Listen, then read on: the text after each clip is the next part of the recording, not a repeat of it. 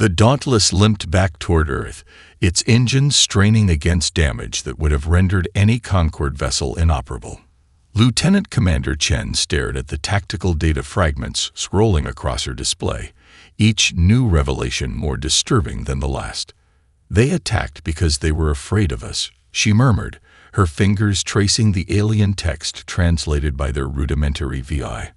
"Not because of what we did, but because of what we are." Admiral Sato leaned closer, his weathered face illuminated by the blue glow of the holographic projection, showing the Concorde vessel schematics. "Explain." Chen highlighted sections of the report with quick gestures. "Their ships are purpose-built, Admiral. Each vessel class has a single weapon system, optimized for one specific combat role." She pulled up images of the sleek, almost artistic alien vessels. No redundancy, no backup systems, no cross-functionality. Their engineering philosophy prioritizes efficiency above all else. "And ours?" Sato asked, though the answer was evident in the groaning, patched-together vessel carrying them home. "Messy. Redundant. Over-engineered." Chen brought up the schematics of their own ship. "We build assuming failure. Backup power systems, manual overrides, isolation bulkheads, multiple weapon types on single platforms. Features developed through thousands of years of warfare against ourselves." She looked up at the Admiral. "They see our ships and recognize a species that evolved expecting systems to fail and battles to be brutal." In the ship's medical bay, Dr. Abrams applied regenerative foam to a technician's radiation burns, another casualty of the engineering team's desperate attempts to keep the vessel functioning during their retreat. The physician worked methodically despite the trembling in his hands, a human adaptation to crisis that would have fascinated Concorde cynobiologists. "The damage reports from decks 3 through 7 suggest they targeted our reactor cooling systems," reported Commander Jackson, scrolling through damage assessments on her tablet. "A precision strike that would have instantly disabled any of their vessels. But not ours," Sato noted, a grim smile forming. "No, sir. The secondary and tertiary cooling systems engaged automatically. Old technology, practically mechanical, but effective." Chen studied the tactical assessments of the Concorde's weapon capabilities. "They're centuries ahead of us technologically, but their combat doctrine is—" She searched for the right word. "Innocent." The briefing room fell silent as the implications settled over the gathered officers. Humanity, not yet a century into its interstellar exploration, had accidentally terrified a galactic civilization with millennia of spacefaring experience. Captain Rivera, his arm in a makeshift sling fashioned from medkit supplies, voiced what everyone was thinking.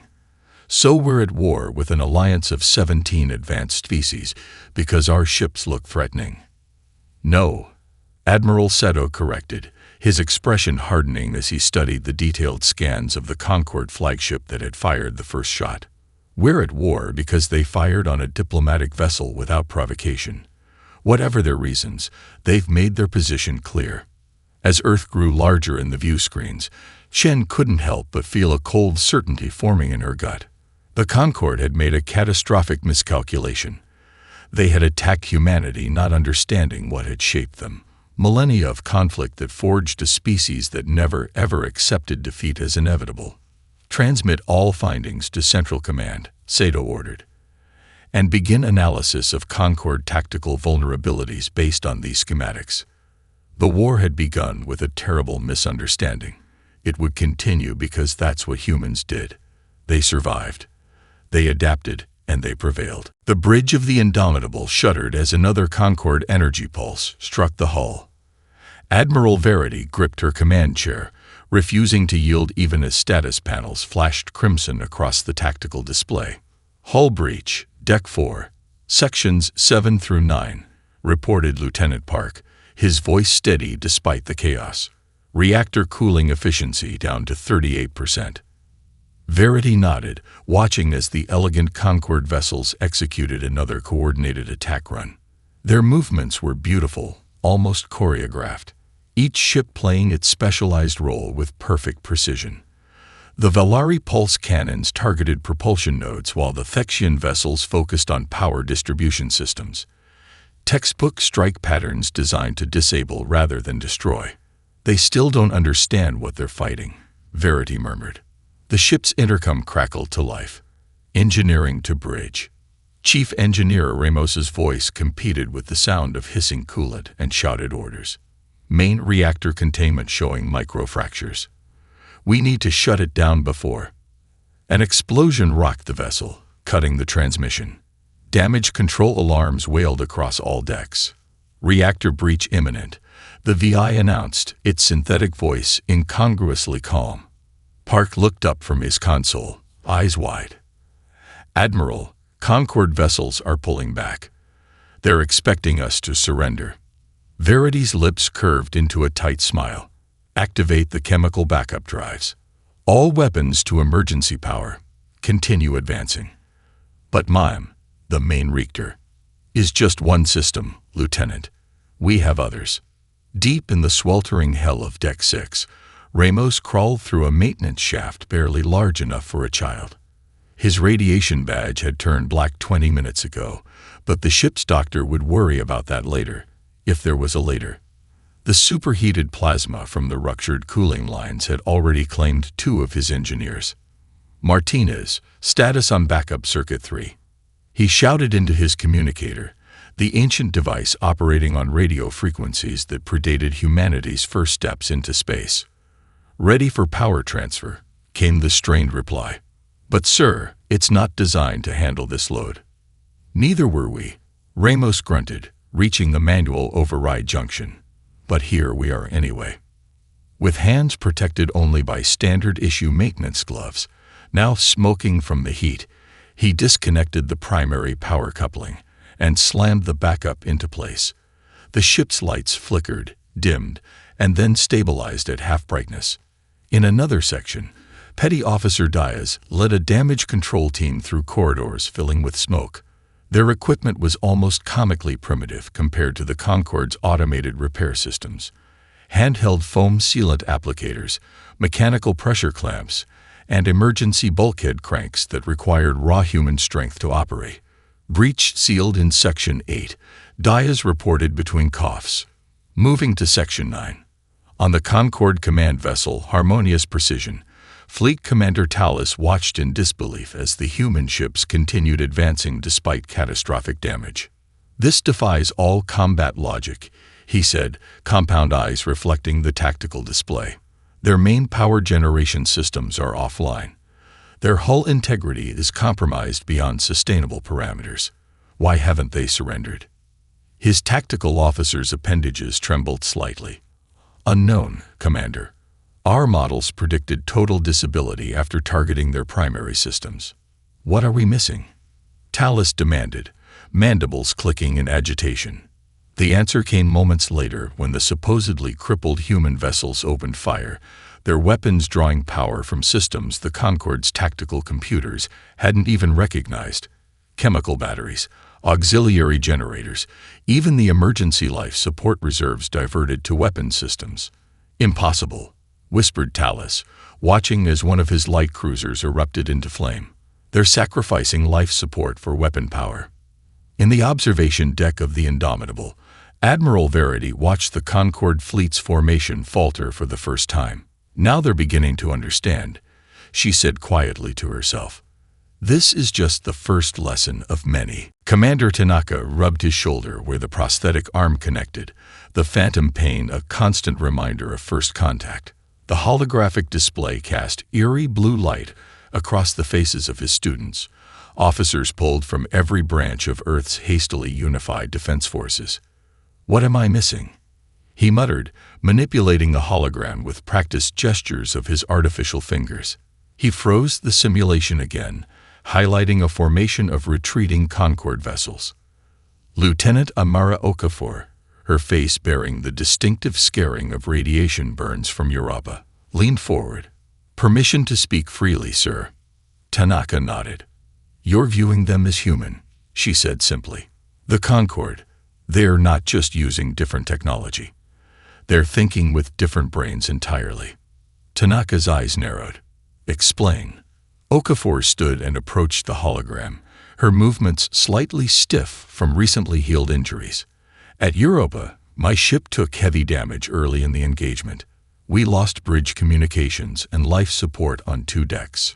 She pointed to a cluster of Concord vessels that had broken off their attack despite clear tactical advantage. When they crippled us, they moved on, assuming we were combat ineffective. But you weren't, Tanaka prompted. No, sir. Our weapons remained operational, so we continued firing.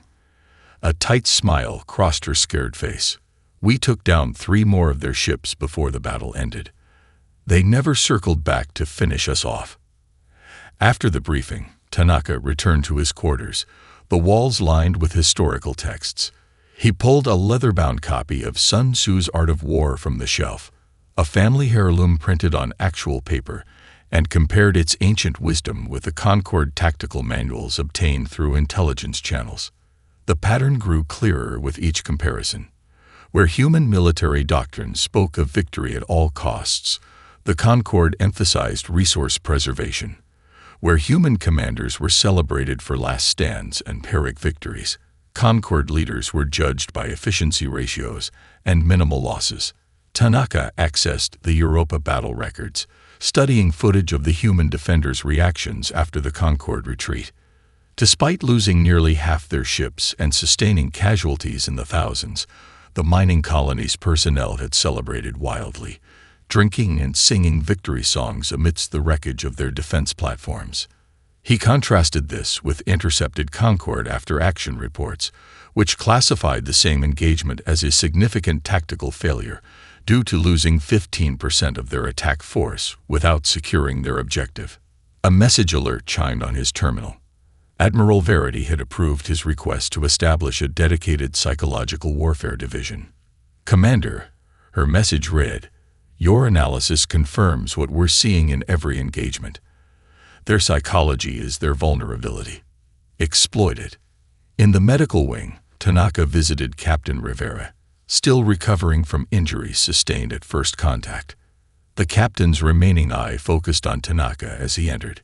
"How's the arm?" Rivera asked. "Functional," Tanaka replied, settling into a chair beside the bed. "I need your perspective on something." He showed Rivera footage of a captured Concord officer reacting with horror to scenes of human military history. The last stand at Thermopylae, the siege of Stalingrad, kamikaze attacks in the Pacific. "They're not just technologically different," Rivera said after watching the aliens' reaction. "They're missing something fundamental that humans have." "And what's that?" Rivera's face hardened. The understanding that sometimes victory isn't about surviving. Sometimes it's about making sure the enemy doesn't. As Tanaka left the medical wing, he drafted the first principle of his new combat doctrine. Concord forces retreat when victory becomes costly. Humans fight hardest when victory seems impossible. The diplomatic vessel UES Concordia drifted helplessly, its propulsion systems completely neutralized by the Concord faction's targeted weapons. Inside the engine room, Chief Engineer Sofia Rodriguez ignored the blood trickling from a gash on her forehead as she studied the ship's schematics on a physical paper printout, a security precaution that now seemed prescient as the ship's digital systems flickered intermittently. "It's completely theoretical," she explained to Captain Beakey, who had come down from the bridge to assess their options personally. "We've never tested anything like this outside of simulations." "And those simulations?" Beakey asked, his voice steady despite the gravity of their situation. Rodriguez hesitated. 87% failure rate, usually catastrophic. Beakey glanced at the external monitor showing the approaching Concord vessels. "And our chances if we do nothing?" 100% capture or destruction. "Sir." Beakey nodded once. "Do it." Rodriguez turned to her engineering team, faces illuminated by emergency lighting. "Listen carefully. We're going to create an artificial gravity imbalance severe enough to propel the ship. This will cause structural damage throughout the vessel. Casualties are..." She swallowed hard. "Likely." Her second-in-command, Lieutenant Kim, looked at her with widening eyes. "You're talking about deliberately causing a system failure to create propulsion. That's insane." "Yes," Rodriguez finished for him. "It's also our only option." Throughout the ship, crew members secured themselves as best they could. In Ambassador Collins' quarters, diplomatic staff huddled against interior bulkheads. In the medbay, doctors moved critically injured personnel to crash couches while strapping down medical equipment. Rodriguez's fingers flew across her console, bypassing safety protocols with security codes that had never been intended for this purpose, rerouting artificial gravity systems to create directional field manipulation in 3, 2, 1. The ship screamed. There was no other word for it. A tortured metallic wail as structural members bore stresses they were never designed to handle. On the port side, gravity plating reversed polarity, creating a repulsive force, while starboard generators increased to maximum output. The laws of physics took hold as the asymmetrical gravitational field literally pushed the vessel sideways through space. In engineering, consoles exploded in showers of sparks. Rodriguez was thrown against a bulkhead with bone-crushing force, feeling ribs snap even as she continued shouting orders. Compensate for rotational drift. Redirect emergency power to starboard gravity generators. On the bridge, Second Officer Wei clutched his console as the ship groaned around them. "It's working," he shouted over the cacophony of straining metal. "We're moving. 7 meters per second and accelerating." Captain Mbiki, blood streaming from a cut on his scalp, stared at the tactical display in disbelief. Target the nearest enemy vessel. All momentum toward their port side. Aboard the Concorde ship, Harmonious Resolve, Tactical Officer Narration stared at his instruments in confusion. "Commander, the disabled human vessel is moving." "Impossible," Commander Evlick replied. "Their propulsion systems are completely neutralized." "Nevertheless," Narration insisted, "they are accelerating toward us at increasing velocity." "How?" Evlick demanded, multiple eyes blinking in confusion. Narration's appendages trembled slightly. "Unknown. They're generating no engine signatures, no reaction mass. They appear to be falling toward us." By the time the Concorde vessel attempted evasive maneuvers, it was too late. The UEAS Concordia, now little more than a gravity-propelled battering ram, collided with devastating force, cracking open the alien ship's elegant hull. As human boarding teams in mechanical environment suits swarmed through the breach, they were met with minimal resistance. The Concorde crew, still struggling to comprehend how a ship without propulsion could possibly move, were unprepared for the ferocity of humans fighting with their backs against the wall. Dr. Maya Patel stumbled as the UEA's Defiant adjusted course, her exhaustion making the slight gravity shift feel like an earthquake. 72 hours without sleep had left dark circles under her eyes, but there was no time for rest. Not with 3/4 of the crew infected. "Doctor, we've got new cases on Deck C," reported Nurse Chen, himself pale and sweating from the bioweapons effects.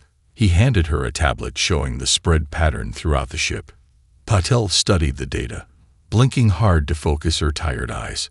"The Concorde designed this brilliantly," she admitted reluctantly. "It targets our endocrine system first, then triggers a cascading immune response. Elegant work."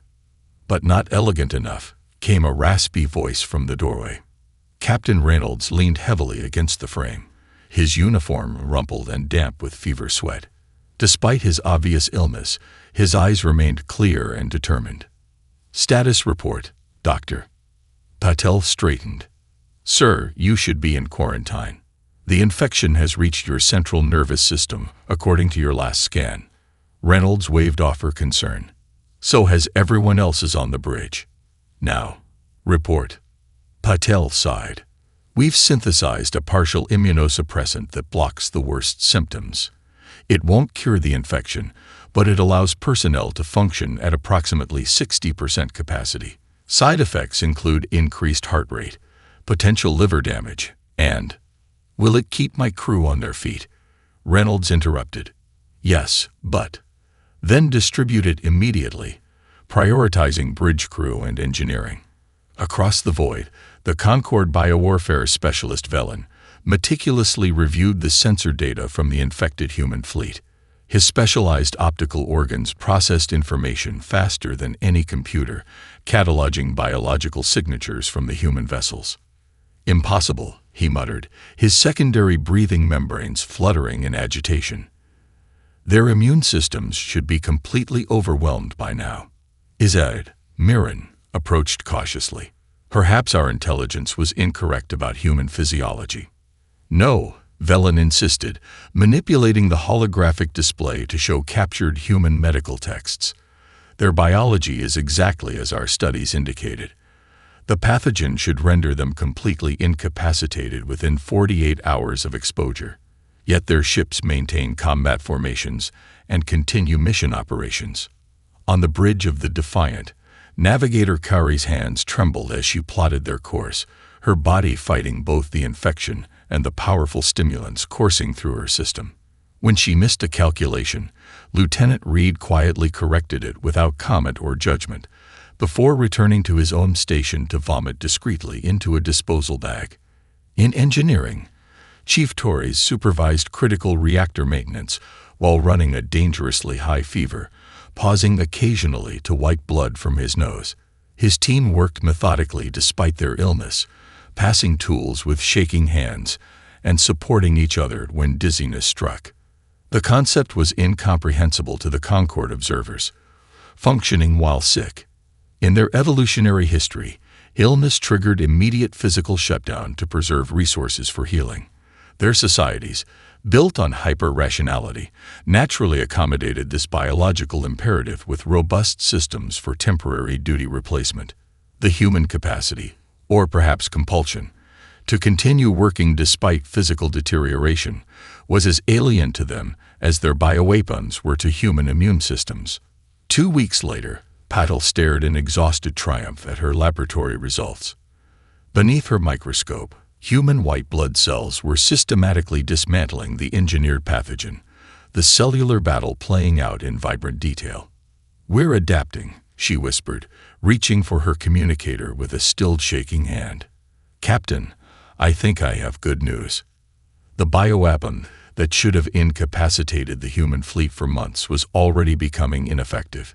Human immune systems, forged in the biological crucible of Earth's disease-rich environment, were learning to recognize and counter the alien pathogen with a speed that would horrify Concord bioengineers. Admiral Verity studied the holographic battle projection from her command chair, watching as her fleet approached the Concord supply depot at Nemesis Prime.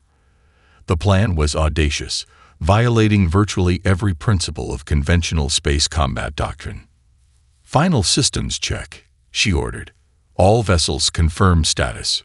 One by one, the ship captains reported in, their faces resolute on the comm screens. Each understood that the coming operation relied not on superior firepower or technology, but on the most ancient of human battlefield arts, deception. "All vessels, commence Operation Trojan Horse on my mark," Verity said, her voice steady despite the stakes. 3, 2, 1. Execute.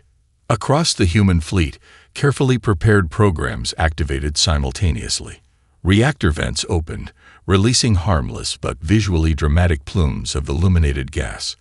Emergency beacons screamed across all frequencies. Ships began tumbling in seemingly uncontrolled rotations, thrusters firing in erratic patterns that mimicked catastrophic guidance system failures. Aboard the UES Indomitable, Intelligence Officer Fatima Nazari monitored Concord communications, her dark eyes intent on the encrypted data streams. 6 months of intensive study had given her team unprecedented insight into Concord's psychology and communication patterns. "They're taking the bait," she reported, unable to keep a note of satisfaction from her voice. "Concord command vessel is ordering an approach to assess salvage opportunities." Verity nodded. The Concord psychological profile had predicted exactly this response. Their resource preservation doctrine valued the capture of advanced technology, and their risk-averse tactical algorithms would calculate minimal danger from a fleet in apparent disarray. "Maintain deception protocols," she ordered. "Let them get closer." On the Concorde command vessel, Harmonious Resolution, Fleet Commander Thrix watched the human fleet's apparent collapse with suspicious eyes. "Analysis," he demanded. His second, Tactical Officer Moraine, studied the sensor readings. Multiple catastrophic systems failures detected across all vessels. Their formation has completely disintegrated. No coordinated defensive posture remains. And yet, Thrix's sensory appendages twitched nervously. They emerged from faster-than-light travel in perfect attack formation mere minutes ago. "Perhaps a cascading failure," suggested Moraine. "Their technology is notably unstable." Thrix hesitated, instincts honed across 3 decades of space combat warning him something was wrong. But the salvage protocols were clear. Disabled enemy vessels represented valuable intelligence and technological resources. "Approach with caution," he ordered finally. "Maintain defensive screens at maximum." The elegant Concorde vessels moved forward in perfect formation, weapons charged but power diverted primarily to defensive systems, exactly as the human psychological profile had predicted. Aboard the dying UES Vanguard, Captain Leonov counted down silently as the Concorde fleet approached. Her ship tumbled end over end, venting atmosphere dramatically. All weapons systems powered down to mask their energy signatures. "Now," she whispered when the enemy crossed the invisible threshold. Throughout the human fleet, the charade ended with devastating suddenness. Tumbling ships stabilized with precise thruster bursts. Powered-down weapons surged to full capacity. The seemingly random debris field of ejected reactor materials, actually carefully positioned decoys, had drawn the Concorde vessels into a meticulously planned kill zone. The first volley caught 3 Concorde light cruisers completely unprepared, their defensive screens oriented against entirely different vectors of attack. In the aftermath, as damage control teams worked to repair the Indomitable's bridge, Admiral Verity reviewed the battle footage with Nazari. "The deception was perfect," the intelligence officer noted. "Their psychological profiles predicted they would follow salvage protocols rather than maintain combat stance." Verity's eyes narrowed as she studied the Concorde ship's movements. "Their formations are too predictable, their responses too patterned." She turned to Nazari. "For our next engagement, I want to target their command structure. Show me everything you have on their hierarchical response limitations." Lieutenant Commander Marcus Chen checked his ancient wristwatch. A mechanical Omega Speedmaster passed down through 5 generations of his family. As the insertion craft silently drifted toward the massive Concorde flagship, the timepiece contained no electronics that could be detected, just precisely engineered gears and springs that had kept perfect time since humanity thought the moon was a distant frontier. 2 minutes to contact," he whispered to his boarding team. 30 men and women in retrofitted mining suits nodded silently, their faces grim behind polarized visors. Their weapons, compact ballistic firearms with mechanical actions, analog explosives with chemical detonators, and carbon fiber blades, seemed primitive compared to the elegant energy weapons of their adversaries. But primitive had its advantages. The insertion craft, disguised as debris from destroyed human vessels, made contact with the inevitable Harmony's hull with a gentle thud. Magnetic clamps engaged, and Chen's team deployed cutting tools that operated on simple thermal principles rather than electronic signatures. "Breach complete," reported Specialist Kamara, her voice barely audible over their short-range radio frequency, another technology so ancient the Concorde no longer monitored for it. One by one, Chen's team slipped through the breach into the alien vessel. What they found inside defied all military logic. Vast, open chambers connected by wide corridors with minimal compartmentalization. "No security checkpoints," murmured Lieutenant Russo, the team's tactical specialist. "No emergency bulkheads. No hardened choke points." Chen moved his team forward through arterial passageways large enough to drive ground vehicles through. The Concorde ship's interior was beautiful, curves flowing into curves, surfaces gleaming with an almost organic quality. But to human military eyes, it was a defensive nightmare. They've never been boarded, Chen realized, the implications sending a chill down his spine. They've never even considered the possibility. The team encountered their first Concord security force 12 minutes into the mission, far too late by human military standards. The aliens deployed sophisticated energy weapons that immediately targeted and disabled the team's communication devices, a textbook response to disable a Concord boarding party, whose hierarchical command structure would collapse without continuous communication. But Chen's team, following protocols established centuries ago by Earth's special forces, seamlessly switched to hand signals and pre-arranged fallback positions. The Concord security personnel, never having experienced close-quarters combat aboard their own vessels, found their elegant energy weapons devastating in ship-to-ship combat, unwieldy in confined spaces. Meanwhile, the humans' primitive ballistic weapons functioned perfectly, requiring no power sources or targeting systems that could be disrupted. The most shocking discovery came when Chen's team reached a critical junction and found crew quarters adjacent to vital control systems with no security barriers between them. The architectural layout reflected a species that had never experienced sabotage or internal security breaches. "Sir," Lieutenant Park called from an open doorway, "I think we found it." Chen stepped through into a vast chamber dominated by a structure that could only be the super weapons control system. A handful of Concord technicians looked up in shock, their compound eyes widening in what Chen recognized as their species' expression of surprise. They had placed no guards on the most devastating weapon in their arsenal. Chen activated his emergency transponder, a pre-digital device operating on simple amplitude modulation, sending a single pulse to indicate mission success. Aboard the human command vessel, Admiral Verity received the signal and allowed herself a brief moment of satisfaction before turning to her tactical officer. "Transmit to all Concord vessels.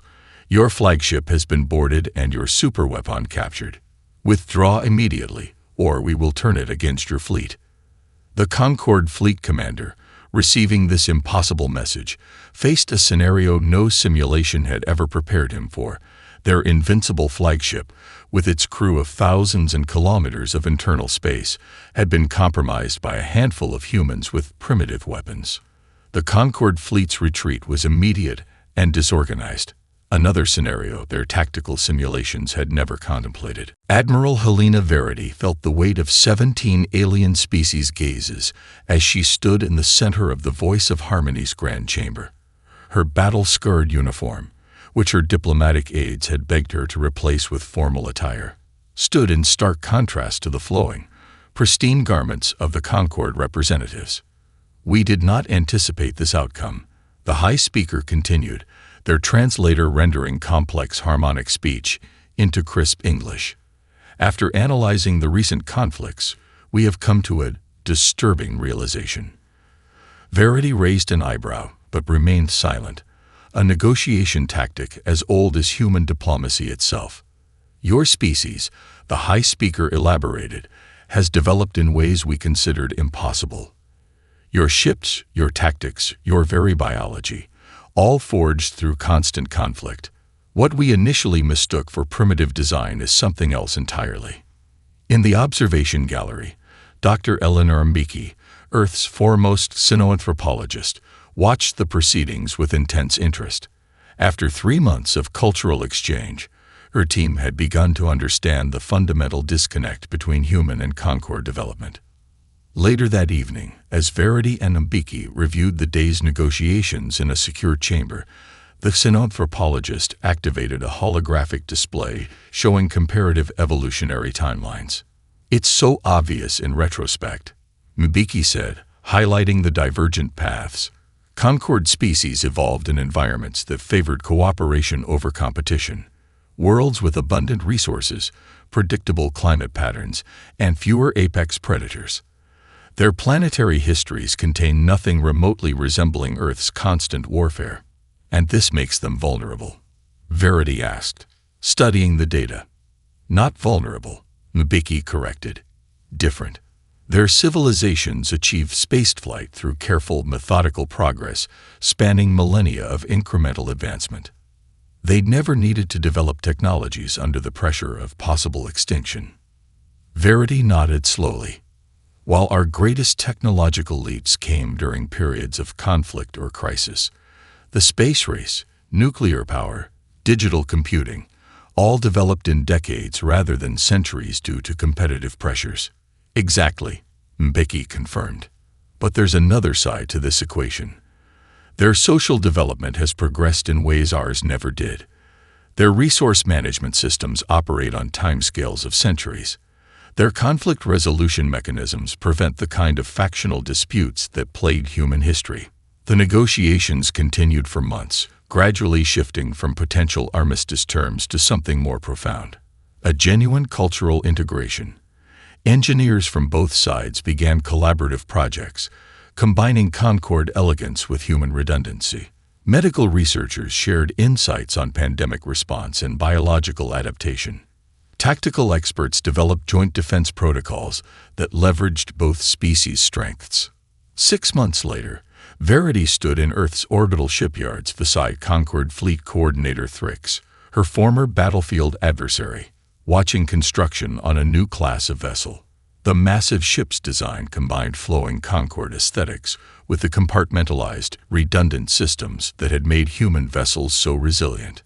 "I still don't entirely understand your species," Thrix admitted, his translator rendering his harmonics into thoughtful English. "Your history is filled with self-destruction. You developed technologies specifically to kill each other more efficiently. Yet here you stand, reaching for peace rather than domination." Verity watched as human and alien engineers worked side by side on the vessel's hull. "Because we've seen where that path leads," she replied quietly. "Our history taught us that lesson in blood."